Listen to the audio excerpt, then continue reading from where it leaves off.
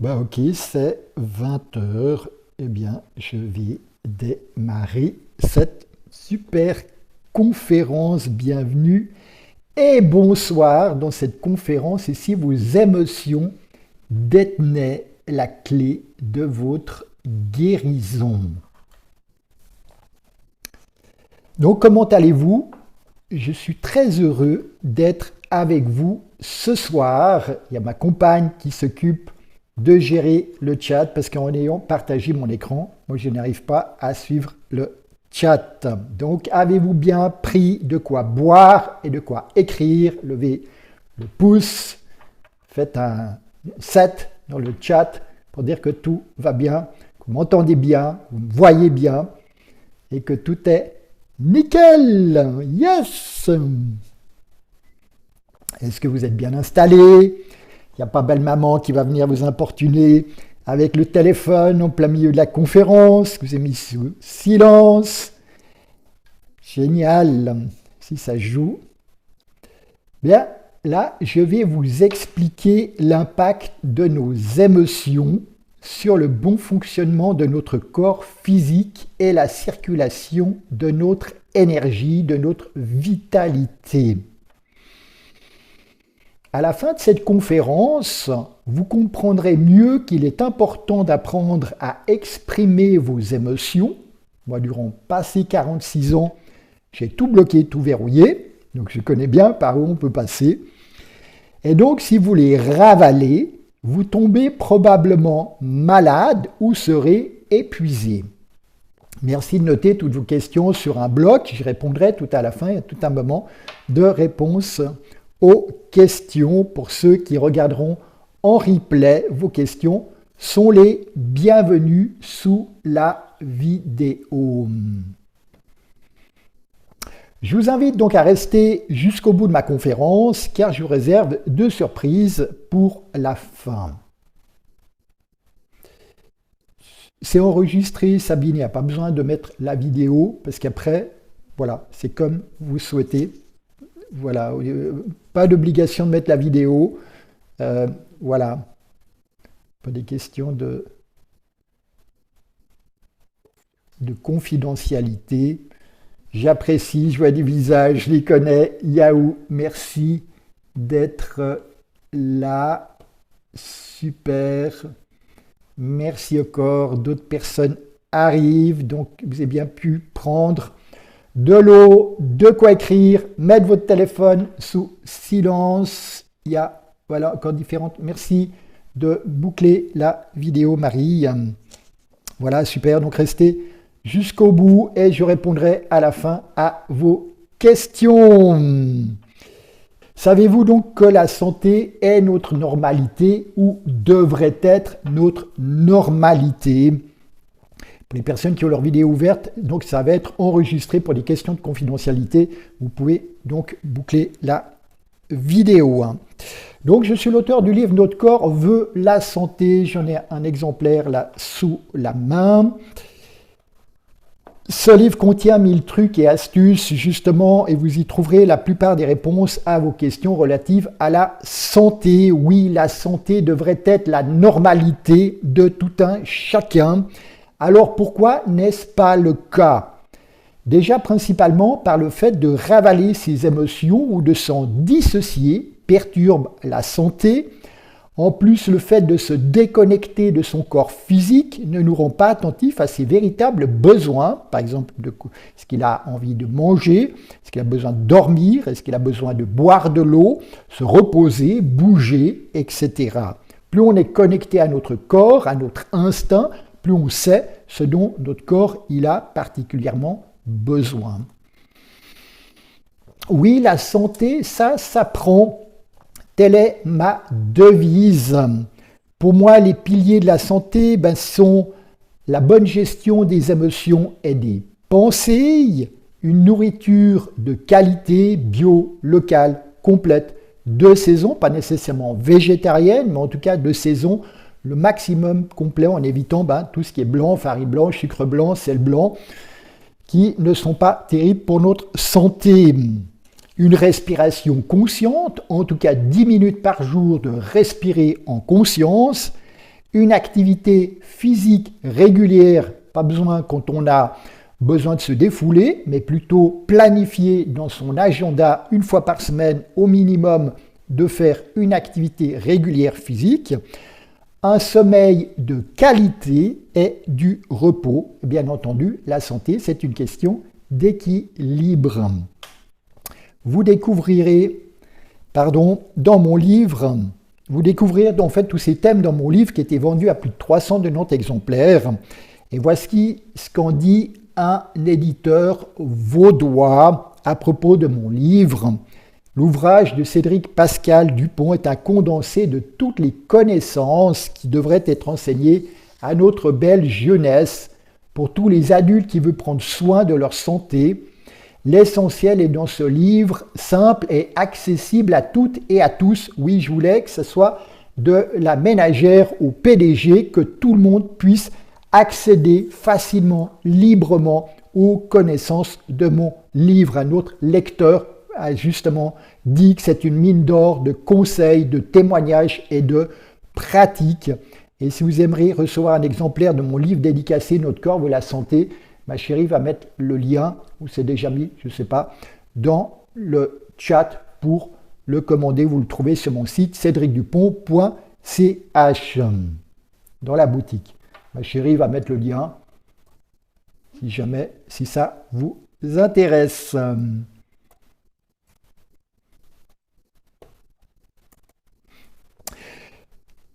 Donc, je suis Cédric Dupont, coach de vie accompagnant à la guérison holistique. Je pratique depuis plus de 20 ans. Officiellement, je commençais donc en 2005, mais officieusement, c'était déjà plus en 2000, durant lesquels j'ai suivi plus de 6000 personnes, tous les cas de figure possibles et inimaginables dans les sociétés.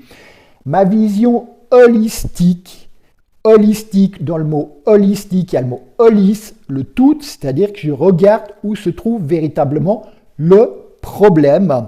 Cela soit au niveau physique, si vous vous faites opérer par un chirurgien qui vient traumatiser le corps physique, eh bien, il faut aller détraumatiser le corps, regarder s'il y a des adhérences, s'il y a besoin de transformer des fausses croyances, je suis nul, je ne suis pas capable, je ne suis pas à la hauteur, je ne peux pas, etc., je suis légitime, émotionnel, peur, colère, etc., ou énergétique, si dans votre aura, on a une bulle électromagnétique, si votre aura est bloqué, s'il est déchiré, si énergétiquement vous êtes à côté de vos pompes, etc. Je suis formé en psychologie, en énergétique et en naturopathie et j'ai créé ma propre méthode basée sur le corps. Tout ce que j'ai appris, bien, c'était très intéressant. C'était surtout, moi, mon premier client. Ça m'a aidé à évoluer, à apprendre, à comprendre et j'ai condensé. Et surtout, j'ai beaucoup été accompagné à mon tour. Étant clairvoyant, hypersensible et intuitif, eh bien, ces capacités me permettent de cibler directement où sont les causes des problèmes de mes clients. Quand quelqu'un me parle et que je l'écoute, j'ai des sensations de mon corps, j'ai des images, je vois, je perçois, c'est votre petite fille intérieure, c'est votre féminin qui parle, qui a un problème, etc. Donc pour moi, ça me permet comme ça de mieux vous accompagner. On ne tourne pas autour du pot, on va directement dans le pot à votre rythme pour régler ce qui a besoin d'être réglé.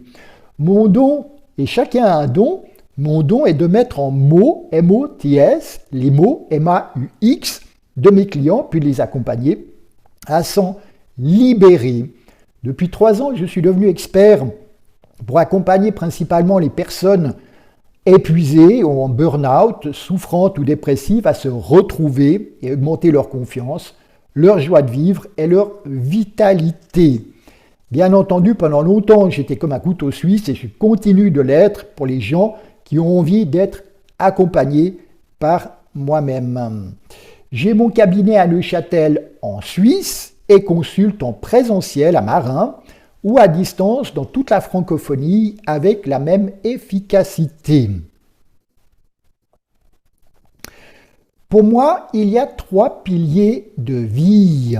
La respiration, les émotions, la sexualité. Je vais vous les expliquer les uns après les autres.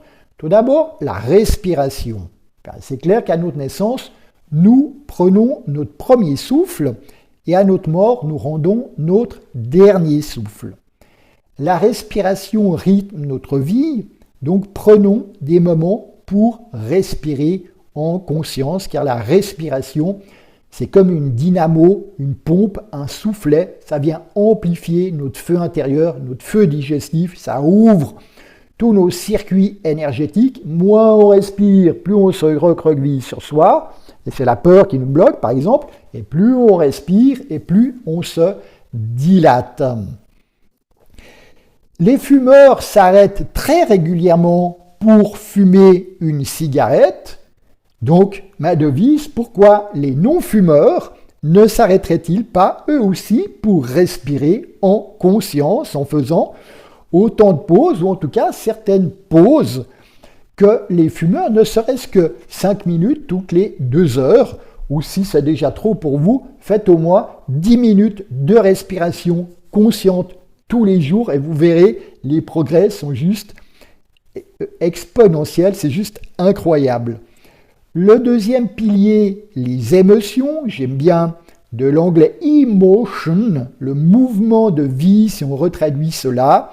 Donc reconnaître, accueillir et surtout exprimer, laisser sortir nos émotions, nous permet de nous sentir vivants. Et oui, plus on exprime nos émotions, plus on se sent vivant. Par contre, je trouve que les émotions, c'est de soi avec soi, c'est pas aller hurler sur les réseaux publics, les réseaux sociaux ou sur la place publique, mais dans sa douche, dans son salon, en écrivant, dans sa voiture, au bord du lac, etc. C'est là que c'est bien d'apprendre à gérer ses émotions de soi avec soi. Nos émotions sont le GPS de notre vie et nous devons en tenir compte pour garder le cap. Exprimer nos émotions, cela nous permet donc de les évacuer du corps, et j'aime bien le mot exprimer, car dans les recettes de cuisine, quand on parle d'exprimer le citron, on le presse et on fait sortir le jus de citron, eh bien lorsqu'on exprime ses émotions, on évite de les garder en travers la gorge, au niveau du plexus solaire ou dans le bas-ventre, et on les laisse sortir. Et c'est justement important de cela. Le dernier pilier, la sexualité, notre énergie sexuelle, c'est très tabou en Suisse, hein, la mort, la sexualité et l'argent, 3 sujets tabous, mais il faut savoir que c'est notre énergie de vie la plus puissante que nous avons à disposition. C'est une énergie de créativité extraordinaire et cela nous permet de réaliser nos projets. Ben oui, un bébé, c'est un projet. Écrire un livre, c'est un projet. D'ailleurs, souvent, moi-même, quand j'écris mon livre, je disais mon bébé. Oui, c'est un accouchement de quelque chose. On utilise cette force de vie, se mettre à son compte, rénover sa maison, construire un escalier, partir en voyage, etc. Tout ça, c'est mobilisé par cette énergie de vie. Donc, si nous gaspillons notre énergie sexuelle, nous n'avons plus de carburant pour créer la vie que nous souhaitons. Et ce soir, en fait, je me concentre sur les émotions. J'aime beaucoup Nikola Tesla qui nous disait, si vous voulez comprendre l'univers, voyez-le comme énergie, fréquence et vibration. Et si on commence à voir le monde avec ces paires de lunettes d'énergie, fréquence et vibration, alors j'ai envie de dire, ça change toute notre vision de l'univers et de la vie. Ce qui est très intéressant, ce que Nikola Tesla a découvert, ça fait déjà 3000 ans que les yogis, la médecine chinoise, les chamans nous en parlent. La physique quantique enseigne depuis plus de 100 ans que le vide correspond à de l'énergie à plus de 99,999%. Ainsi, la réalité visible, par exemple comme mon stylo, correspond donc à 0,001%. La chaise sur laquelle vous êtes assise, voici votre pull, l'ordinateur, mon téléphone, mon verre, tout ça, c'est qu'une illusion. Ça correspond à 0,0001%. Donc, de cette manière-là, personnellement, je considère l'être humain comme un être d'énergie. L'expression également aussi de la conscience divine. Notre corps est également l'expression de notre conscience. C'est pourquoi la véritable guérison, pour moi, doit se faire dans notre conscience. Avoir mauvaise conscience, culpabiliser parce qu'on s'est garé sur la place d'une personne handicapée ou de falsifier ses comptes pour les impôts, etc., nous amène à avoir une mauvaise conscience et ainsi n'ayons pas agi d'une manière alignée, ça va impacter notre santé. Si l'on parle de conscience, cela concerne aussi bien entendu la gestion de nos pensées et la façon dont nous nourrissons. Tout est énergie. Faisons donc attention à ce que nous absorbons, une nourriture saine et vivante, des lectures, des films, de la musique qui sont positives et nous élèvent parce que tout nous remplit et nous nourrit. Je ne sais pas si vous avez fait des fois la remarque en allant écouter un super concert pour dire « c'est incroyable avec cette musique, je me sens nourri » parce qu'effectivement, dans différentes parties de vous, vous avez été nourri, imprégné, imbibé, rempli de cette magnifique musique, quoi. La plupart du temps, lorsque nous sommes malades et nous consultons, ce sont principalement les symptômes qui sont supprimés par des médicaments allopathiques. Moi, je ne suis pas contre les médicaments. S'il y a besoin d'en prendre, prenez-en. Par contre, c'est vital d'aller explorer la cause véritable de la maladie. Que je parle, en fait, la cause psycho-émotionnelle. Donc, tant que cette cause n'a pas été prise en compte et que donc le travail n'a pas pu se faire, eh bien, la guérison n'est pas jusqu'au bout. C'est comme enlever le pissenlit de votre jardin sans avoir pris le temps d'enlever la racine. Qu'est-ce qu'il va faire? Il va repousser.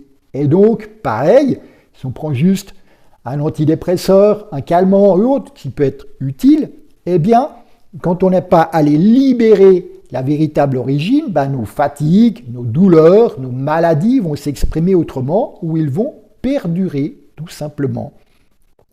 Intéressant de comprendre que la maladie se forme d'abord dans nos champs énergétiques. On a plusieurs couches énergétiques, corps physique, corps éthérique, corps émotionnel, corps mental, corps astral, etc. Oui, l'énergie prime sur la matière. C'est pourquoi ne s'occuper que du corps physique n'est vraiment pas suffisant. Bien entendu, soutenir le corps en cas de maladie ou d'épuisement par des produits naturels, et moi je suis le premier à le suggérer aussi, n'exclut pas de s'occuper de la santé de nos chakras, la reconnexion à la terre, la reconnexion à notre âme. Intéressant de comprendre que si nos chakras, ce sont des roues d'énergie, chakra, le terme sanskrit, plexus, le terme français, on connaît surtout le plexus cardiaque et le plexus solaire qui est 3 doigts au-dessus du nombril. Donc si nos chakras sont bouchés, fermés, tournent à l'envers, eh bien c'est impossible de vivre en pleine santé parce que l'énergie, si on va se promener dans la nature, on aspire l'énergie de la nature et ça vient nourrir nos différents organes. Donc si c'est bloqué, si c'est bouché, les organes qui sont reliés, par exemple là, au niveau du chakra du cœur, ce sont nos poumons qui sont reliés au niveau du chakra du cœur, eh bien si on va se connecter au verre, à la nature, on vient nourrir nos poumons, on dilate nos poumons. Donc si notre chakra du cœur est fermé par des deuils ou des traumatismes, eh bien nos poumons ne peuvent pas se nourrir en énergétique. Alors heureusement, il y a d'autres circuits énergétiques, mais en tout cas de l'univers, ils ne peuvent pas avoir cet accès de nourriture énergétique. Intéressant aussi de comprendre que les personnes que j'accompagne en cas d'épuisement ont souvent de 3 à 6 chakras fermés. Et lorsque nous savons que donc nos chakras, comme je disais, permettent à nos organes de se nourrir en énergie, il suffit qu'un chakra soit fermé, bloqué, blindé même, et là où les organes qui sont reliés ne sont plus nourris énergétiquement et donc vont être épuisés et tomber malades par la suite malheureusement. Pourquoi la médecine traditionnelle ne reconnaît-elle pas l'impact des émotions sur notre santé? 40 ans, cette question m'a taraudé. 40 ans, je pouvais avoir de la colère jusqu'en lisant un livre d'un professeur qui est médecin aussi. J'ai adoré la lecture de son bouquin. C'est le professeur John Sarno qui explique que le meilleur antidouleur, c'est votre cerveau. Donc là, ce professeur qui accompagne des gens depuis 30 ans à guérir de la fibromyalgie sans médicaments, sans traitement, sans ostéopathie, etc., sans manipuler les gens, mais juste en faisant un travail sur eux-mêmes, comme je le propose effectivement, donne une explication fort intéressante. La médecine traditionnelle, donc la médecine allopathique, a décidé d'accepter uniquement ce qui est scientifique et reproductible en laboratoire. Donc, comme une émotion, ça ne peut pas se tester sur un animal de laboratoire ou dans une éprouvette, et donc ce n'est pas reproductible, alors la médecine traditionnelle a décidé de ne pas en tenir compte. Elle considère uniquement l'être humain au niveau des organes, sans tenir compte des pensées, des émotions ou de l'âme. Je vous laisse mettre dans le chat ce que vous faites de vos émotions. Tapez 1 si vous les exprimez, tapez 2 si vous les ravalez. Ça me laisse le temps comme ça de boire un petit coup. Tout ce qui ne s'est pas exprimé s'est imprimé en nous, créant des mémoires cellulaires. Je trouve tellement important de savoir que tout ce que nous n'avons pas pu verbaliser, tout ce que nous avons dû retenir, ravaler, restera enregistré en nous jusqu'à notre mort. Toutes les colères, toutes les peurs, toutes les culpabilités, les hontes, tout ce qu'on garde au fond de nous, ça va créer des mémoires cellulaires qui vont venir nous influencer, soit inconsciemment, négativement ou positivement, selon ce que c'est. Ces mémoires cellulaires peuvent aussi provenir, bien entendu, de nos ancêtres, surtout nos parents, par mimétisme, par épongitude, c'est-à-dire on prend les fardeaux de papa et de maman on a tous envie que papa et maman soient heureux, donc on va charger notre sac à dos en disant moi je suis costaud, moi je suis forte, etc. Maman est dépressive, elle est angoissée, je vais prendre un petit coup ses fardeaux d'angoisse, sa dépression, papa est en colère violente, et on rajoute encore une petite couche. Oui, tout ça, ça forme des mémoires cellulaires, et après on s'étonne que le sac à dos soit lourd ou qu'on se sente courbé par rapport à ça de tout ce que nous portons inconsciemment déjà de nos parents, grands-parents, ancêtres, etc. C'est intéressant que lorsque nous sommes connectés à notre corps, nous reconnaissons quelles sont les émotions et les sensations que nous vivons. Cela peut se manifester par des tensions physiques ou des douleurs. Je vous expliquerai plus à fond cela. Le fait de verbaliser nos émotions à une personne, nous écoutant avec le cœur et non-jugement, va nous permettre d'évacuer nos émotions, les mémoires émotionnelles uniquement lorsque nous sommes connectés à notre corps. Et ça, c'est justement la base de ma pratique, de reconnecter les gens que j'accompagne à la terre, à leur corps, par la respiration et par l'intention. C'est que comme ça que la mémoire cellulaire et les émotions se transforment, se transmutent, se libèrent, parce que sinon, si on fait que le travail mentalement, on peut connaître toutes nos blessures, nos traumatismes, nos émotions, mais rien change et on garde, on prend du poids, on prend des fardeaux, parce que les choses ne s'évacuent pas du corps. J'ai d'autres outils, c'est pas que par la parole, un outil très fort, c'est le son harmonique que j'adore chanter. Si par exemple vous venez me voir, vous avez plein de colère, je vous ancre à la terre, vous connecte à votre corps, je dis le mot colère, vous accueillez dans votre corps où ça résonne, dans le corps, dans le cœur, dans la tête, dans le bas-ventre. Puis je dis tiens, allez voir dans le cœur, quelle couleur c'est, quelle consistance, quelle forme. Ah, c'est rouge, c'est un peu visqueux, c'est un triangle.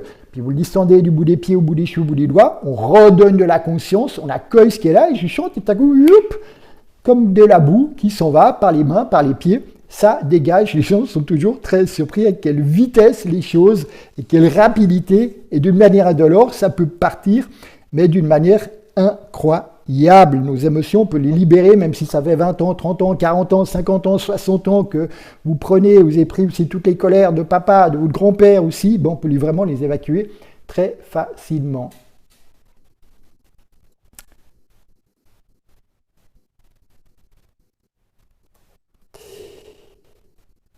Nos émotions ont les 3 états chimiques de l'eau. Oui, nos émotions sont de l'eau. Et c'est très intéressant. Donc, comme l'eau, nos émotions peuvent être gazeuses, liquides ou solides. Comment ça se passe lorsqu'elles sont gazeuses?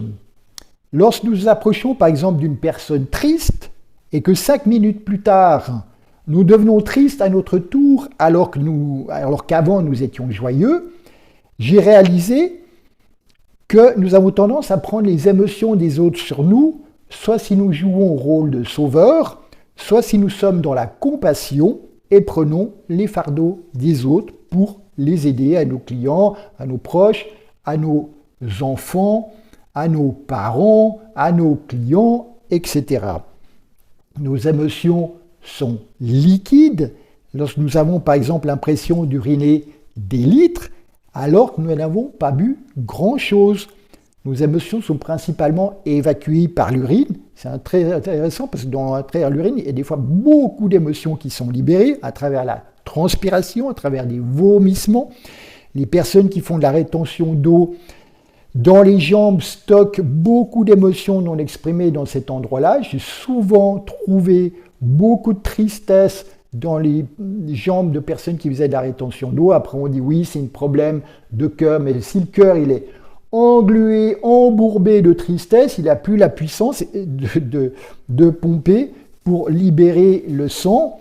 Et aussi, dans les veines, les artères, notre sang est chargé aussi également d'émotions. Nos émotions peuvent être solides et cela se manifeste sous forme de kystes. Par exemple, aux ovaires, les femmes qui ont des ovaires polykystiques, je peux accompagner plusieurs femmes qui avaient cela, des peurs, des colères, des culpabilités, etc. Et quand on travaillait sur tout l'émotionnel, tout a pu se résorber. Des calculs biliaires, intéressant de connaître que dans le foie et la vésicule biliaire, c'est surtout le réceptacle de la colère. Donc là, des calculs biliaires, c'est de la colère cristallisée, donc qui a été ravalée, donc qui s'est cristallisée. Dans des calculs rénaux qui sont des peurs ravalées qui sont cristallisés sous forme de calculs ou de diverticules dans les intestins, qui est de la tristesse que nous n'arrivons pas à lâcher. La médecine chinoise explique que chaque émotion vient se loger dans un organe spécifique. J'adore la médecine chinoise qui donne énormément d'enseignements. J'en ai exploré une partie lors de ma formation en kinésiologie, santé par le toucher. Il fait volontiers référence de certains points que j'aime beaucoup citer. Intéressant, je me rends compte dans ma pratique, les organes les plus touchés par les émotions sont souvent foie, rein, poumons et intestin. Et en y regardant de plus près, ces organes font partie des 5 émonctoires, la peau, le foie, les reins, les poumons et les intestins. Et savez-vous, qu'est-ce que sont nos émonctoires? Je me suis rendu compte que même les infirmières n'avaient jamais entendu ce mot-là. Eh bien, les émonctoires, ce sont les portes de sortie de nos toxines physiques, psychiques, alimentaires et médicamenteuses. C'est pour ça que c'est intéressant de faire à des moments des drainages du foie, des drainages au niveau des reins selon des régimes ou boire des tisanes, etc. De prendre des choses naturelles pour évacuer, pour drainer nos organes. Car c'est vrai que lorsque nos émonctoires malheureusement sont bouchés, nous mourrons étouffés. Pour moi, il y a 5 émotions de base, tout comme il y a 3 couleurs de base, le jaune, le rouge et le bleu, permettant de créer toutes les couleurs de la gamme chromatique. Donc pour moi, il y a 5 émotions de base, la tristesse, la colère, la peur, la honte et la culpabilité, créant quasiment toutes les autres émotions. Mais vous pourrez me dire, mais Cédric, c'est que des choses négatives. Vous comprendrez déjà qu'il n'y a pas d'émotions négatives, je vous l'expliquerai tout à l'heure, mais c'est vrai que pour moi, la joie, la paix, le bonheur, la plénitude, ce ne sont pas des émotions, ce sont des sentiments. Je fais la différence à ce niveau-là. Donc, intéressant de comprendre, selon la médecine chinoise, où vont se loger en priorité nos émotions. Donc, la tristesse impacte les poumons et diminue leur vitalité, donc les épuise. et ça peut générer des bronchites, des toux, des pneumonies, et après on parle souvent, c'est des virus, mais quand on sait qu'il y a 1 million de virus et de bactéries dans 1 mètre cube d'oxygène, pourquoi tout à coup on prend des virus alors qu'on baigne à longueur de journée dedans et qu'on reste en pleine santé? C'est ça qu'il faut se poser comme question. La tristesse cristallisée peut aussi créer des diverticules dans les intestins. Et oui, en médecine chinoise, poumons et gros intestins sont reliés. Et quand une personne n'arrive pas à lâcher sa tristesse, ça reste bloqué au niveau gros intestin et ça génère des diverticules. La colère cristallisée impacte le foie. Donc ça épuise le foie et la vésicule biliaire, et peut créer, donc, comme je disais, des calculs biliaires et aussi toutes les maladies en IT, tendinite, phlébite, arthrite, polyarthrite, etc. La colère étant du feu, va venir produire les inflammations du corps, et lorsque nous libérons la colère, les inflammations peuvent disparaître d'une manière redoutable et rapidement, c'est juste incroyable.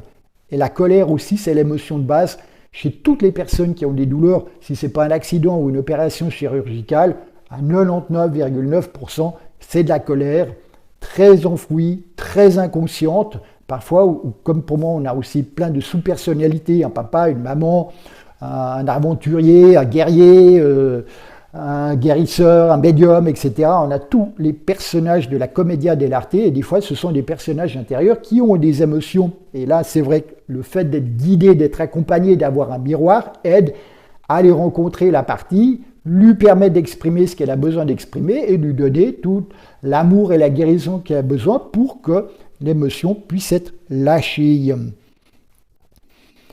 Donc c'est intéressant, donc, quand on travaille au niveau de la colère pour les gens qui ont des inflammations, des douleurs, il y a tout qui diminue d'une manière drastique sans prendre de médicaments. La peur cristallisée se loge dans les reins, pouvant produire des calculs rénaux et donc aussi épuisant nos reins. La honte et la culpabilité perturbent la vessie, provoquant par exemple des cystites, ou les organes intimes en générant des mycoses. Et là, savez-vous, donc les émotions ont principalement ces organes-là, mais après, tout peut aller partout. C'est ça qui est important aussi de comprendre. Savez-vous donc où nous logeons le plus profondément nos émotions dans notre corps? Qu'est-ce que vous en pensez? Je vous laisse mettre quelques suggestions dans le chat. Dans quel endroit physique nous allons planquer, mais le plus profondément possible, les émotions qui sont tabous, qui sont ravalées? Ah, mais une petite fille comme toi, ça se met pas en colère, c'est moche, petite fille. Ou un petit garçon triste, mais c'est une femmelette. Ah, et ça devient tabou, et la colère pour les femmes, et la tristesse pour les hommes. Quand on est triste pour un mec, bon, c'est plus quoi faire avec, ou pour une femme, souvent, elle sait plus quoi faire avec la colère, donc elle va ravaler. J'appelle ça des émotions tabous, on a à peu près tous une émotion tabou, et on va les planquer, mais profondément. Et selon vous, où est-ce cet endroit où nous allons les planquer? Dans l'estomac, le système digestif, dans le dos? Ouais, très intéressant. Vous n'êtes pas encore assez allé en profondeur. On boit un petit coup, ça donne soif. Dans les intestins, non. C'est dans les os. Oui, vous êtes bien assis ou assise. C'est dans les os qu'on vient planquer nos émotions le plus profondément. C'est pour ça que toutes les personnes qui ont le cancer des os, problème des os, etc., ils ont planqué leur peur, leur colère, leur culpabilité depuis l'enfance ou l'adolescence qu'ils ont arrêté de les exprimer. Donc ça fait souvent un bail, 30 ans, 40 ans, 50 ans, 60 ans, selon l'âge de la personne, qu'ils ont ravalé ça. Donc moi j'appelle ça les couches de sédiments émotionnels, parce que ça fait des années que c'est ravalé.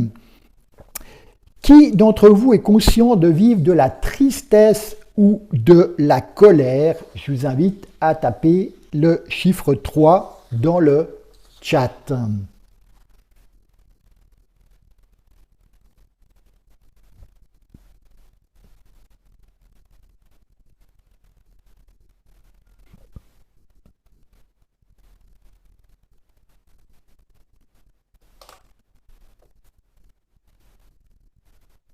Ok, 8 personnes. Ok, merci beaucoup. Là, je vais vous présenter un outil que j'adore de la médecine chinoise. Vous voyez entièrement la roue. Ça ne cache pas mon... ok. Hop là, pardon. Je fais Bref, j'arrête de bouger ma souris. Je ne sais pas ce que ça se passe. Ça s'appelle la roue des méridiens énergétiques selon la médecine chinoise. C'est un outil puissant que j'adore utiliser dans mon travail pour localiser des dysfonctionnements dans notre corps selon des tranches horaires de 2 heures. Durant ce créneau de 2 heures, dédié à un organe spécifique, celui se détoxifie et se régénère. Et c'est intéressant, c'est toujours la même énergie qui tourne dans tous nos organes. Et ça, c'est juste notre corps physique, c'est un système qui est d'une beauté, d'une perfection, mais juste extraordinaire et d'une précision incroyable parce qu'on n'a jamais quelque chose, une maladie, un choc, même une piqûre d'insectes, d'abeilles à un endroit, il n'y a rien qui arrive au hasard. C'est totalement impressionnant. Donc si par exemple vous êtes réveillé en 3 heures et 5 heures du matin, cela signifie que c'est l'heure des poumons, que vos poumons vivent probablement des perturbations émotionnelles et doivent se régénérer.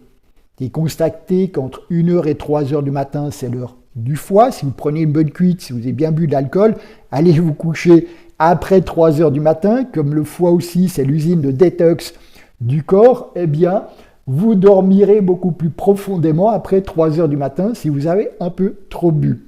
Petit truc de la soirée.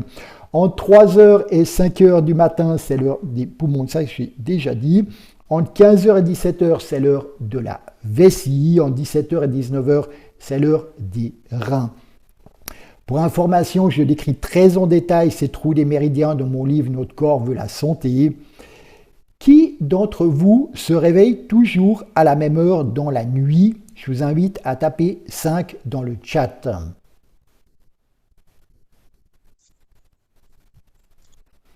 Et qui d'entre vous vit régulièrement un coup de pompe dans la journée? Tapez 7 dans le chat. Donc pour la nuit, 5, pour le jour, 7. Et là, je vous laisse repérer, si vous avez à lire, vers quelle heure, pour savoir quel est l'organe concerné, dans lequel ce sont les méridiens. Les méridiens, ce sont en fait des tuyaux d'énergie qui viennent nourrir nos organes aussi également, comme les chakras.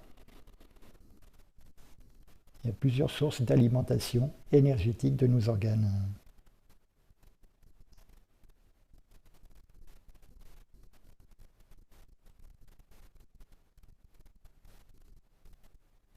Oui, ma chérie est en train de noter tout ça, s'il y a des partages. Attends, ça va encore.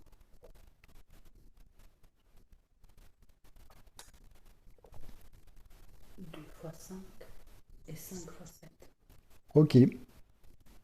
Plus de personnes qui ont des coups de pompe dans la journée. Donc regardez dans la journée à quelle heure ça correspond, le coup de pompe, pour quel organe ça correspond. Je crois qu'Elisa, vous avez votre micro ouvert, si c'est juste possible de le fermer, parce que là j'entends des petits bruits. Voilà, un peu perturbant. Chouette, donc intéressant de... Donc si vous voulez vraiment que je vous aide à développer, voir qu'est-ce qui est là derrière, prendre un bilan, j'offre un bilan de santé, prenez un bilan de santé avec moi, c'est quelque chose, c'est un cadeau, ça vous permettra d'avoir toutes les réponses à vos questions sur le sujet des méridiens, de votre épuisement, etc. Je parle du bilan en fin de conférence. Notre société émotionnellement aseptisée, on met nos émotions dans le placard, a complètement oublié que derrière chaque émotion se cache un besoin. Donc quand on comprend qu'il y a un besoin derrière chaque émotion, on ne peut plus dire qu'une émotion est négative. Ce qui est négatif, ce n'est pas l'émotion, c'est de la ravaler et de la garder dans le corps physique. Donc, intéressant, je vous ai mis là quelques besoins qui correspondent à nos émotions. Derrière la tristesse se cache le manque affectif, à savoir le besoin d'amour ou d'être aimé. Derrière la colère se cache la frustration ou le besoin de poser de saines limites, de s'affirmer. Derrière la peur se cache l'insécurité ou le besoin de sécurité. Derrière la honte se cache la peur du jugement ou le besoin de reconnaissance. Derrière la culpabilité se cache la peur d'être exclu et la peur d'être rejeté ou le besoin d'appartenance et d'identification. Et selon les personnes, bien entendu, il peut aussi y avoir d'autres besoins qui se cachent derrière. Donc c'est pourquoi le fait de reconnaître et d'accueillir une émotion est la première des choses à faire avant de pouvoir s'en libérer. Si j'ai peur, ben je reconnais que j'ai peur, c'est humain, ça m'arrive. Je me sentais un peu stressé moi aujourd'hui par rapport à cette conférence, j'avais un peu de peur aussi également, j'ai reconnu ma peur, je l'ai accueillie. La seconde chose à faire est de s'occuper du besoin qui est en arrière-plan pour éviter que l'émotion se reproduise indéfiniment. Vous pouvez imaginer que là c'est comme un bol de colère, que si vous remplissez de colère, vous pouvez vider votre verre, mais si vous n'enlevez pas la source qui remplit votre verre de colère, votre verre va se remplir ad aeternum. C'est ça qui est important. Donc si vous êtes en colère, que vous hurlez un bon coup, bah, ça fait du bien, vous lâchez momentanément cette colère. Par contre, elle reviendra si vous n'avez pas libéré l'origine de cette colère. Par exemple, si vous n'osez pas dire stop à votre voisin qui met toujours la musique à coin au maximum, vous vivrez à chaque fois de la colère. Et là, la colère, elle est là pour vous montrer qu'il faut mettre vos limites pour dire toc toc, cher voisin, c'est 22 heures, merci de respecter la bienséance, merci de respecter vos voisins. Une émotion est comme le voyant lumineux qui s'allume dans une voiture indiquant que quelque chose de dysfonctionnel doit être réglé. Et la palisse aurait dit la même chose, mais tant que ce n'est pas réglé, le voyant restera allumé. Ça paraît basique, simple. Et c'est vrai que tant que vous ne aurez pas remis de l'huile dans votre moteur, votre voyant d'huile restera allumé. Eh bien, pour nos émotions, c'est exactement la même chose. Tant que nous n'aurons pas fait le deuil d'une ex-compagne ou d'un ex-compagnon, nous vivrons de la tristesse. Oui, la tristesse, c'est l'étalon de mesure des deuils aussi. La tristesse est simplement là pour nous indiquer qu'il faut accepter que notre réalité actuelle est différente de notre passé. Et tant que l'acceptation n'a pas été faite avec le cœur, la tristesse continuera de se manifester. Si c'est compliqué pour vous, faites-vous accompagner pour faire le deuil et lâcher la tristesse. Vous verrez quand le deuil est fait, eh bien, il n'y a plus de raison d'avoir de la tristesse et votre joie, qui fait partie de votre véritable essence, reviendra tout naturellement. Comme derrière les nuages, il y a toujours le soleil. J'ai eu plusieurs clients qui m'ont dit « Cédric, mais j'en ai marre d'être triste et de pleurer. J'ai décidé d'arrêter de pleurer. » Est-ce que ça avait réglé leurs problèmes? Non, malheureusement. Certaines ont développé des diverticules dans leurs intestins. Cela indique que le corps somatise et exprime les problèmes non réglés. Lorsque nos problèmes sont véritablement réglés, je parlerai de problèmes psycho-émotionnels, alors notre corps peut retrouver la santé qui est sa normalité. Là, j'adore le schéma de comment se forment nos maladies. C'est un schéma qui avait été mis en place par le docteur Amer que j'ai complété au niveau stress, angoisse et tension. En effet, le docteur Amer a vécu un drame familial. Lors d'une rencontre festive à Champéry, du jeune qui faisait la fête en buvant avec de la musique, s'amusait, il y avait un pistolet contre le mur, en rigolant, il prend le pistolet et pointe sur le fils du docteur Amer. En rigolant. Malheureusement, le pistolet était chargé, le fils du docteur Amer a reçu une balle dans le ventre et peu de temps après, il est décédé, ce qui est vraiment dramatique. Par contre, ce qui était hyper interpellant pour le docteur Amer, c'est que lui et son épouse ont développé un cancer des organes intimes. Alors on dit, ok, qu'une personne développe un cancer des organes intimes, ok, mais que les deux en même temps, bah là, il y a anguille sous roche, il faut regarder pourquoi justement les deux on développe en même temps un cancer des organes intimes. Et c'est ce qui l'a amené justement à chercher la cause de certaines maladies. Dans mon travail, je remarque que derrière tout dysfonctionnement du corps, dont plus de 98, 98 là, pour nos amis français, % des cas, il y a une ou plusieurs émotions dont il faut s'occuper. L'émotion peut être à l'origine du dysfonctionnement ou être créée par ce dysfonctionnement. Et on appelle cela l'origine psycho-émotionnelle d'un problème. C'est intéressant parce que beaucoup de personnes disent « Ah, mais c'est psychologique, je suis pas malade, moi, pourquoi je vais inspecter ma psyché ?» Il n'y a pas besoin d'être malade pour inspecter sa psyché. Si enfant, là en Suisse, les notes c'est sur 6, si enfant vous faisiez sans arrêt des notes de 5, et puis votre papa ou maman vous disait « Tu pourrais faire mieux que 5 ». Ouais, tu pourrais faire 6. Et l'enfant, en fait, met ça en place, que c'est pas assez, et c'est jamais assez. Et dans sa vie, il pourra faire le maximum. Il s'est mis en place, il s'est construit, et 30 ans, 40 ans, 50 ans, 60 ans, il a toujours cette croyance mise en place. Je ne suis pas assez, je ne fais pas assez, même si c'est déjà magnifique, 5 sur 6. Donc, ce qui est intéressant, c'est que les personnes ouvertes à chercher la véritable origine de leurs problèmes sont toujours impressionnés du résultat final lorsque l'origine est libérée, la racine du pissenlit, elle est libérée.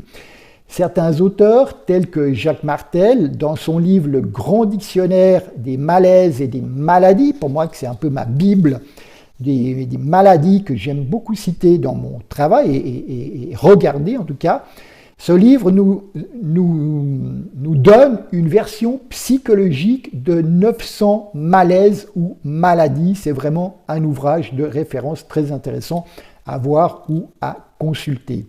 Maintenant, je vais vous expliquer là mon schéma. Lorsqu'on vit une émotion, peur, colère, tristesse, honte, culpabilité, ou lorsqu'on vit un choc émotionnel, un divorce, un licenciement, la perte d'un enfant, la perte d'un animal de compagnie, une rupture amicale, une rupture sentimentale, etc., ou le décès d'un proche, tout ça peut être des chocs émotionnels, ou des traumatismes. Choc et traumatisme, pour moi, c'est synonyme, je ne fais pas la différence.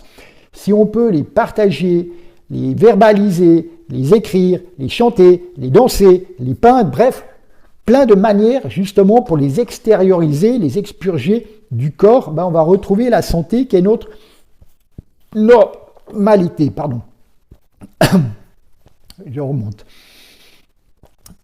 Pardon. Si par contre on se dit ouais mais là c'est pas grave, j'ai pas le temps de m'en occuper, c'est bon, je ferai plus tard, comme moi je l'ai fait très longtemps, durant 46 ans, hein, eh bien on va vivre du stress ou des angoisses. Si vous passez des examens ou le permis de conduire, c'est normal de vivre du stress ou des angoisses ou une conférence publique. Par contre, s'il n'y a aucune raison valable pour vivre des stress ou des angoisses, c'est se poser la question, qu'est-ce qui se cache là derrière? Toujours au moins une, voire plusieurs émotions, voire un traumatisme. Si vous pouvez remettre ça en mots, libérer, écrire, chanter, peindre, etc., vous allez retrouver la santé, qui est votre état normal et naturel. Si vous dites « ouais, c'est bon, c'est pas grave, etc. », vous allez vivre des tensions physiques. Alors vous bougez des cartons de déménagement, vous sciez du bois, faites des efforts physiques, etc. C'est normal de vivre des tensions physiques. Mais s'il n'y a aucune raison valable de vivre des tensions physiques, eh bien derrière toutes les tensions physiques, ce sont des tensions émotionnelles car se cachent une ou plusieurs émotions là derrière. Donc si vous pouvez remettre en mots, verbaliser, exprimer, laisser sortir tout ça, vous allez retrouver la santé qui est votre état normal et naturel. Si en disant ouais c'est pas grave, c'est bon, c'est une période comme ça, je continue, etc. Eh bien vous allez vivre des douleurs physiques. Alors j'ai envie de dire, c'est normal d'avoir des douleurs si vous tapez le petit doigt, si vous plantez un clou dans le doigt, etc. Mais s'il n'y a aucune raison valable d'avoir des douleurs, eh bien derrière se cache une ou plusieurs émotions, notamment de la colère, notamment des traumatismes. Et lorsqu'on peut mettre en mots, libérer, nettoyer, tout ça, alchimiser. Moi j'appelle alchimiser, c'est vraiment faire la paix, libérer. Tout ça, si quelqu'un était violé, il gardera l'image du viol, mais la personne restera en paix. Si papa et maman sont décédés, on retrouve la paix intérieure par rapport à leur décès. Et on libère toute cette douleur. Si par contre, on ne fait rien au niveau de la douleur, en disant « c'est pas grave, je fais le poids dans la poche, c'est bon », on va vivre des maladies. Et la maladie, c'est le dernier stade que le corps a trouvé afin d'expurger les choses, d'expurger toutes les émotions, les couches émotionnelles qu'on a gardées. Souvent les gens ils vomissent dans la diarrhée, etc. Parce qu'il faut que les choses, nos valises, nos fardeaux, etc. puissent sortir vraiment du corps. J'adore le langage des oiseaux au niveau du mot maladie. L'âme a dit, ou du mal à dire, à verbaliser les choses, ou le mal, la maladie, elle dit, elle a un message à nous transmettre. Toutes les personnes, même des témoignages, j'en ai lu durant 40 ans, j'étais passionné de la santé, ils disaient mais c'est incroyable, mon cancer m'a sauvé la vie, m'a transformé, heureusement que je suis passé par là, ça m'a obligé de divorcer, ça m'a obligé de changer de travail, j'étais plus du tout aligné avec tout ça, et je me sens à nouveau revivre. C'est incroyable de devoir arriver malheureusement de ruptures, des chocs, des maladies graves, pour tout à coup devoir faire un arrêt. Des fois, on fonce à fond les manettes, et là, on est obligé de s'arrêter pour s'occuper de nous.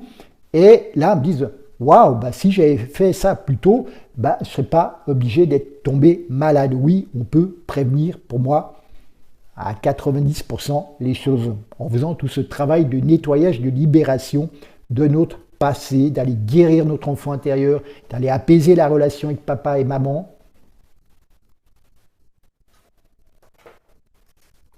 J'ai juste pas vu, il y a une question. Exemple de cause d'expression de la peau. Je ne comprends pas bien la question là.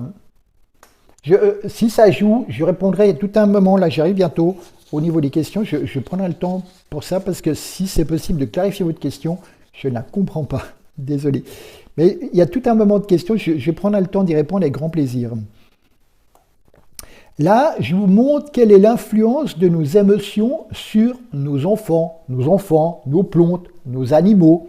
Là, ici, vous avez le dessin de deux inconscients comme deux icebergs. 10% en dehors de l'eau, ce qui est conscient, et 90% dans l'eau, ce qui est inconscient, et la barre, c'est le niveau de la conscience.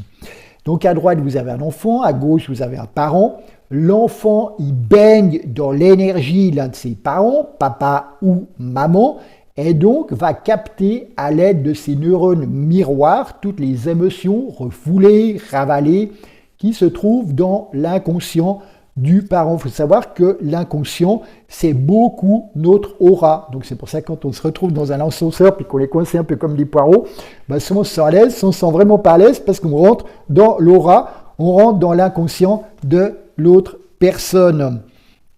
Donc ce qui est intéressant, je reviens à mon exemple, donc l'enfant va donc extérioriser par des peurs, par des colères, etc., ce qui n'est pas nommé chez le parent dont il dépend énergétiquement. On va traiter l'enfant, lui mettre des étiquettes de TDAH, TDA, hyperactif, etc. Alors que le problème n'est pas du tout chez l'enfant, il est chez le parent. L'enfant est juste une éponge, il capte, il prend, il absorbe.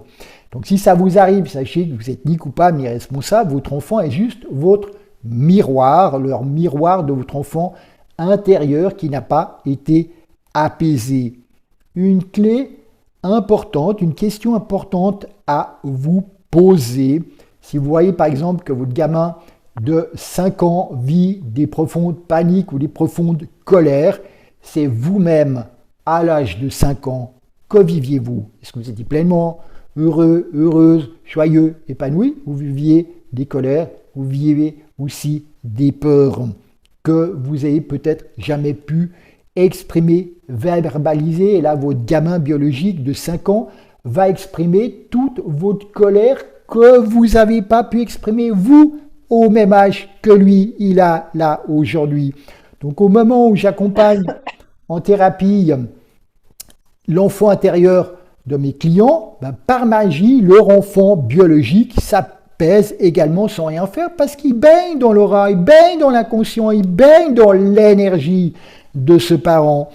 Des lois de la biologie font que le premier enfant baigne dans l'inconscient de papa, le deuxième enfant dans celui de maman, le troisième dans celui de papa, le quatrième dans celui de maman, etc. Il faut aussi tenir compte des avortements, des IVG, des pertes d'enfants, etc., qui comptent pour une place dans la fratrie.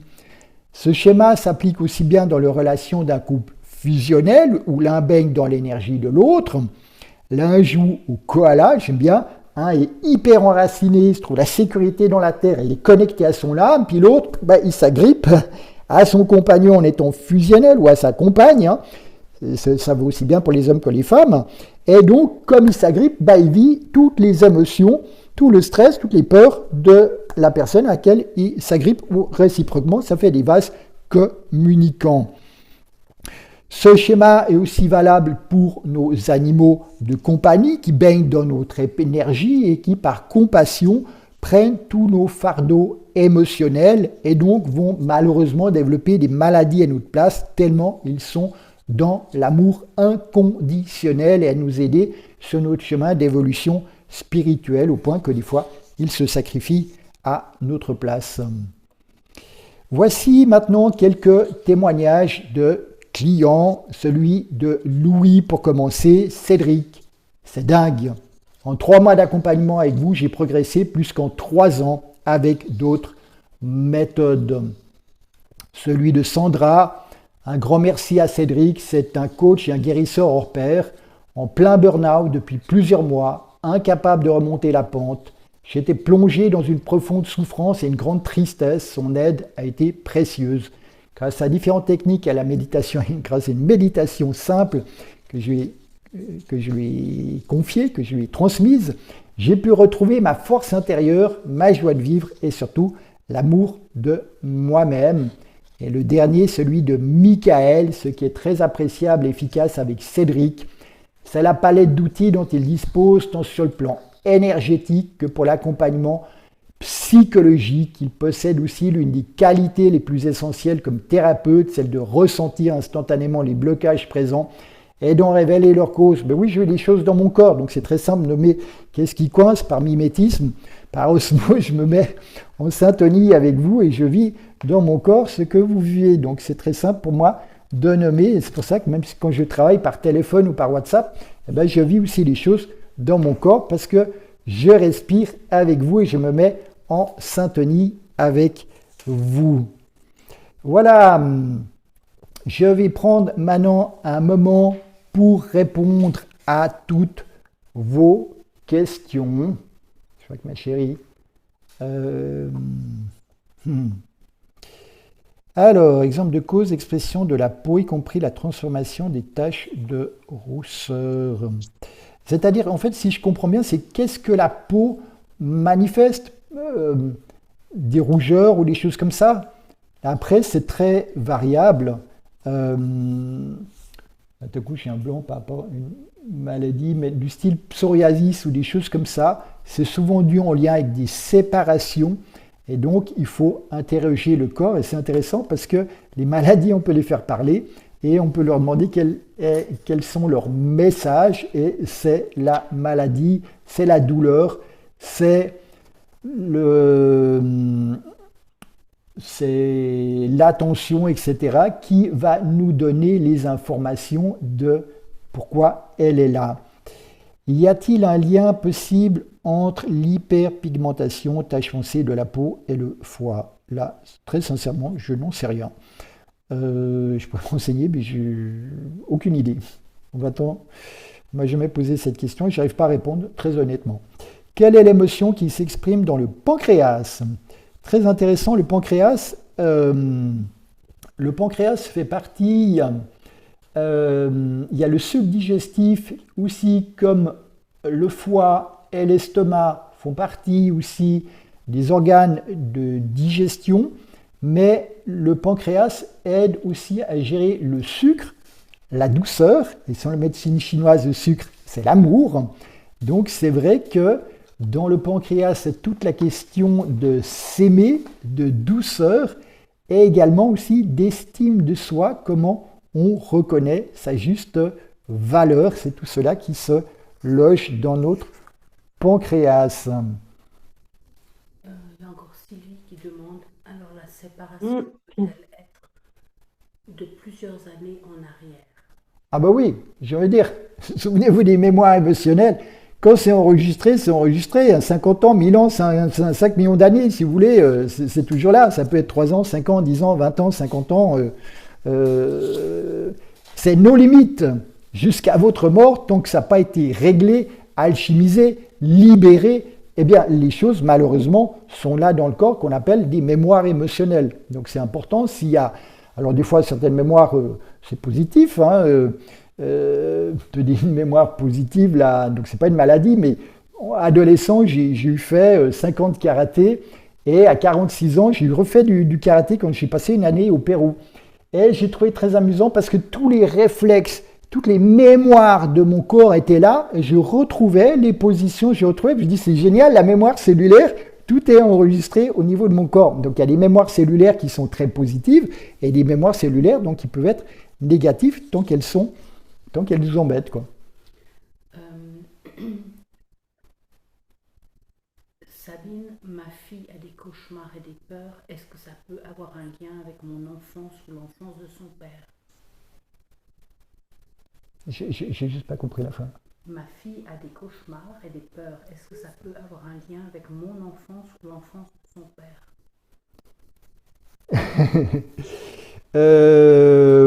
Oui, là, Sabine, là, je fais volontiers aussi un bilan. Je sens qu'il y a aussi des choses un peu bizarroïdes qu'elle capte durant la nuit, votre fille. Peut-être voilà, je préfère en parler plutôt entre quatre yeux. Par rapport à ça, prenez un bilan et on va regarder cela. Et je peux tester, je peux regarder. J'utilise le pendule, j'utilise le test kinésiologique. Je peux tester lors des bilans. Quelle est l'origine, pourquoi elle fait des cauchemars. Mais disons, c'est vrai qu'on ne fait pas des cauchemars par hasard. Normalement, notre sommeil devrait être profond. Si on fait des cauchemars, c'est qu'il y a quelque chose qui vient nous perturber. Ça peut être quelque chose vécu dans la journée. Il y a par exemple un enfant qui fait de l'énurésie, qui fait pipi au lit. Eh ben, c'est qu'il a contenu toutes ses émotions durant la journée. Et comme les émotions, c'est de l'eau, eh ben, la nuit, ça sort sous forme de pipi. Merci, Elisa, de fermer le micro là. Voilà. Il y a encore des questions. Marie, j'ai des soucis de crise d'angoisse. Quand on s'est parlé, tu m'avais dit que tu voyais de la colère. Est-ce un lien? Ben oui, là, comme je vous l'ai montré dans le schéma de création des maladies, donc derrière tout stress, angoisse et autres, il faut se poser la question, qu'est-ce qui se cache là derrière? Et effectivement, quand je me branche à toi, eh bien, oui, il y a effectivement toujours une énorme colère. Et tant que tu auras décidé de ne pas lâcher cette colère, les angoisses seront toujours là. Encore Sylvie. Ou alors des enfants qui se reconnectent à nous peuvent réveiller l'origine en sorte. Ça, c'est pas clair pour moi. Ben non, moi non plus. La dernière question de Sylvie, c'est pas très clair. Si c'est possible de clarifier, s'il vous plaît. Je ne comprends pas bien la question. Michel, en faisant de la biorésonance, les poumons manifestent une grande tristesse, mais je ne suis pas triste. Faut-il faire quelque chose pour obtenir une biorésonance sans manifestation de tristesse? Ben, les émotions sont là, comme le voyant d'huile hein, sur le tableau bord de la voiture. Donc s'il y a de la tristesse, ça montre qu'il y a quelque chose à régler. Dans 80-90% des cas, eh bien, j'ai trouvé que pour la tristesse, ce sont des deuils qui ne sont pas faits. Mais ce qui est intéressant, ça se peut que ce ne sont pas nécessairement, là, Michel, tes propres deuils à toi, mais ça peut être les deuils de ton papa ou de ta maman. Si ta maman en l'occurrence je dirais, n'a jamais fait le deuil de son papa, donc de ton grand-père maternel, et ben toi, tu as pu hériter le deuil non fait, et ça peut aussi se générer sous forme de tristesse. Donc c'est pas ton deuil, mais tu portes ça dans ton sac à dos, et comme tu portes ça dans ton sac à dos, ça peut être depuis la naissance, ça peut être depuis la petite enfance, etc. Et finalement on a oublié, mais lui, le corps n'a pas oublié. J'ai juste donné un exemple, c'est une auteure, Anne Schutzlin-Angelin, qui parle des dates anniversaires. Si, par exemple, tous les 16 octobre, vous mettez à déprimer, mais vous ne savez pas pourquoi vous déprimez, il m'a fallu attendre 32 ans pour découvrir pourquoi je déprimais tous les mois d'octobre, jusqu'à ce que je découvre, j'ai une sœur morte-née, et je suis arrivé en remplacement de cette sœur. Eh bien, mon corps, lui, avait capté l'information, mais ma tête, et comme c'était un secret de famille, il m'a fallu attendre 32 ans pour découvrir, une fois lors d'un travail où je devais nommer dans quelle place de la fratrie je me nommais. J'ai toujours cru que j'étais le deuxième, parce que j'ai un grand frère, qui est là aussi ce soir, merci Philippe. Et puis, finalement, j'étais le cinquième. Ma maman a avorté 2 fois après mon frère, plus on a eu une autre sœur morte-née, et moi je suis arrivé derrière. Donc j'ai cru que j'étais toujours le deuxième, mais en fait, en réalité, je suis le 5e dans la fratrie, quoi. Mais ça, mon corps, lui, il a capté l'information, mais ma tête, elle ne savait pas. Est-ce que vous avez pu poser toutes vos questions? Parce que c'est vrai que, je ne sais pas si c'est vrai que j'ai été très touché en fait de tout ce que vous m'avez nommé, mais je ne sais pas toutes les personnes qui sont présentes ce soir. Attendez, je vais changer mon écran. Tac, tac, tac. 13 personnes, c'est chouette.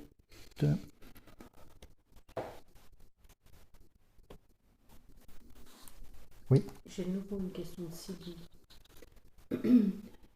Tu m'écoutes? Oui. J'ai à nouveau des contacts avec mes enfants après 15 ans de silence. Cela peut-il avoir un rapport avec le stress vécu à ce moment-là et la manifestation d'aujourd'hui, en l'occurrence une pelade sur le corps? Ben oui. C'est intéressant parce que la peau, symboliquement, c'est là où il y a le contact, où on touche l'autre. Donc s'il y a une séparation, le corps, la peau réagit, manifeste, somatise en fait ce qui n'a pas pu être exprimé, verbalisé, votre souffrance, votre tristesse, votre malheur, votre trahison, votre abandon, votre rejet, etc. Comment vous êtes senti lors de cette séparation. Et le corps, lui, il s'exprime. Notre corps ne ment jamais. La tête, elle peut nous raconter tout ce qu'elle veut, mais le corps, j'ai envie de dire, il dit toujours la vérité.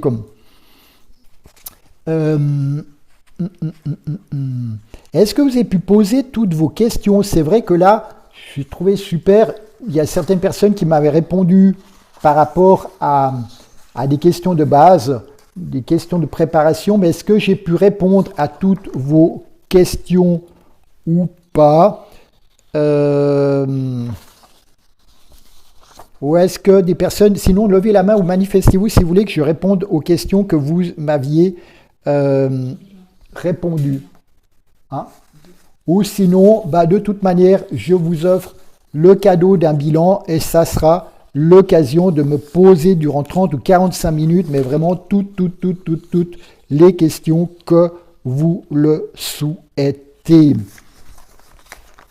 C'est des fois plus simple, ça évite de prendre trop de temps pour les autres personnes. Ça, c'était très riche. En tout cas, je vous remercie de toutes les questions que vous avez pu me poser. J'en suis fort honoré. Et je mets cela différemment. Hop, voilà. Tac. Donc je vous parlais à la fin de plusieurs cadeaux. Eh bien, un premier cadeau, c'est un bilan de 30 minutes. Ma chérie va mettre le lien du bilan pour prendre un rendez-vous. C'est avec mon calendrier électronique. C'est une manière de clarifier votre vie et votre santé. Ce bilan est un cadeau libre de tout engagement pour la suite. C'est vraiment pour amener plus de bonheur, de joie, d'évolution dans ce monde. À la fin du bilan, si vous le souhaitez, proposer une offre sur mesure personnalisée pour un accompagnement. C'est vrai que je propose soit des séances à la pièce pour travailler sur votre enfant intérieur, sur le couple, sur les deuils, sur les traumatismes, sur les blessures, ou j'ai 2 accompagnements VIP pour sortir du burn-out vainqueur et confiant, ou retrouver votre moi profond si vous êtes oublié en cours de route,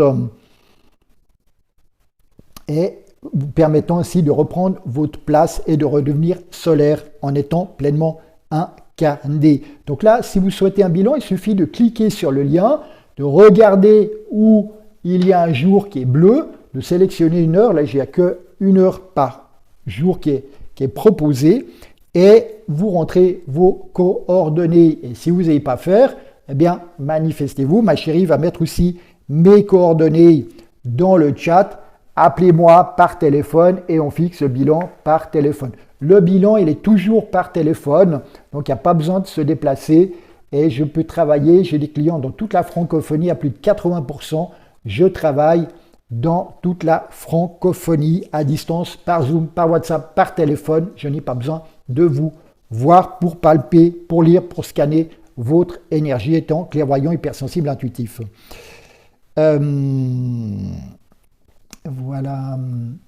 Voilà, on arrive comme ça gentiment à la fin de la conférence et de mon 2e cadeau. Donc moi, je veux vous remercier d'avoir été présent et présente parce que cette conférence a eu lieu grâce à vous. Donc je tiens à vous remercier et je vais faire un tirage au sort de mon livre pour toutes les personnes qui sont restées jusqu'à la fin. C'est-à-dire qu'une personne va gagner.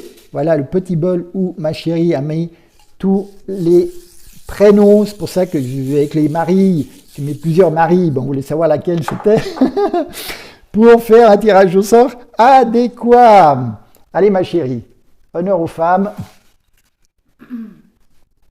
Voilà le petit papier. Alors, c'est très amusant parce que quelqu'un s'appelle User.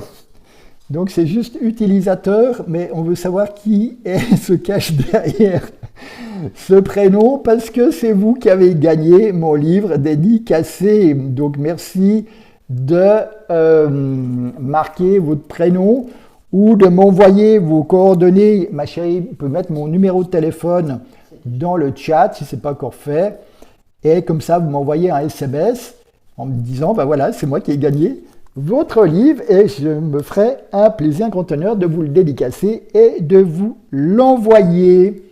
Donc merci, j'ai besoin de votre nom, j'ai besoin de vos coordonnées pour pouvoir vous l'offrir. Donc merci, si vous souhaitez recevoir mon livre, avec grande joie, je vous le fais si je peux avoir vos coordonnées. Voilà, on arrive comme ça gentiment à la fin de cette superbe conférence. Je vous remercie vraiment de votre présence participative, chaleureuse, votre écoute active.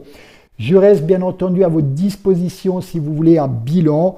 Je peux remettre le lien s'il y a besoin ou si vous souhaitez faire un bout de chemin avec moi. Et prenez soin de vous car vous êtes déjà extraordinaire. Oui, ça c'est la belle chose de la soirée. Vous êtes déjà extraordinaire. Il n'y a rien besoin à faire car vous l'êtes déjà. Donc, je vous remercie de tout cœur. Je vous souhaite une magnifique soirée et je vous dis probablement à tout bientôt. Il y a plein de personnes, de toute manière, que je côtoie régulièrement. Donc, à tout bientôt. Merci de tout cœur. Je vais arrêter, voilà, ici. Et merci beaucoup de votre participation. J'arrête.